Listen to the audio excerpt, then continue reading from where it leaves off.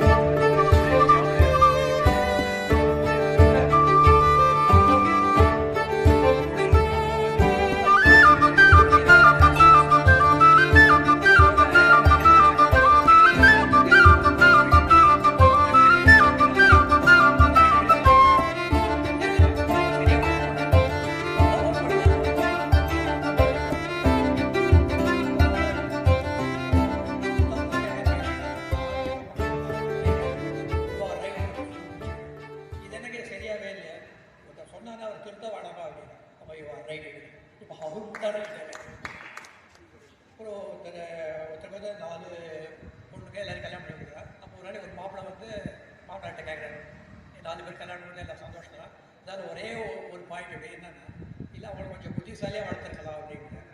உடனே மாப்பிள்ளை போகவே பண்ணேன், கரெக்டு தான், ஆனால் அப்படி வளர்த்துன்னு அதுக்கேற்ற புத்திசாலி மாப்பிள்ளையை நான் தேடி இருக்கணும். அதனால் நட்டுரைன்னு வார்த்தை இருக்குது, நட்டுரைன்னா என்ன அர்த்தம்னு கேட்டுருவோம் அப்படின்றாரு. இவன் பையன் வந்து வந்துடுறான், சார் எனக்கு ஒரு புது வார்த்தை தெரியும் சார், அர்த்தம் வேணும் சார், என்ன வார்த்தைப்பா அப்படின்னு. சார் நட்டுரைன்னா என்ன சார் அர்த்தம்? நட்டுரைன்னு ஒரு வார்த்தையே கிடையாதுப்பா, என்னப்பா இது புதுசாக சொல்கிறேன். இல்லை சார் எங்கள் அப்பா கேட்டுன்னு சொன்னார், நட்டுரைன்னா என்ன அர்த்தம்? சரி மத்தியானம் லஞ்சு பிறகு சொல்கிறேன் அப்படின்னு. லஞ்சு பீரியட் முடிஞ்சது, அப்பவும் கேட்குறான், நட்டுரைன்னா என்ன சார் அர்த்தம் அப்படின்னு. இல்லைப்பா நட்டுரையான வார்த்தையே கிடையாது. சரிப்பா வந்து அந்த பிரின்ஸ்பால்கிட்ட போய் கேட்கலான்னு சொல்லிட்டு பிரின்ஸ்பால் ரூம் கூப்பிட்டு போகிறாரு. உடனே வாத்தியார் தான் பிரின்ஸ்பால் இருக்காங்க, இவர் பையன் இருக்கிறான், அந்த வாத்தியார் இருக்காரு, 3 பேர் இருக்காங்க.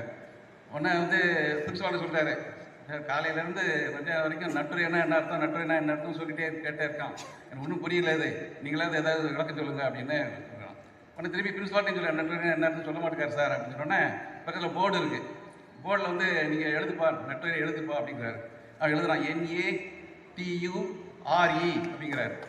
NATURE போது, சார் இது நேச்சர் சார், இது NATUREன்னா நேச்சர், இந்த நட்டுரை நட்டுனா நீங்களும் உனக்கு வீட்டு கிளாஸில் போர்டு இருக்குல்ல இருக்குது சார், போர்டில் உடனே எழுதியிருக்கலாம்ல நீங்கள், NATUREன்னு எழுதிங்கன்னா ஆக்சுவலாக நேச்சர்னு சொல்லிட்டு போது இங்கே வந்திருக்கே வேண்டாமே, என்ன பாடம் நடத்தினீங்க அப்படின்னு வாத்தியார் வந்து பயங்கரமாக திட்டுறாரு.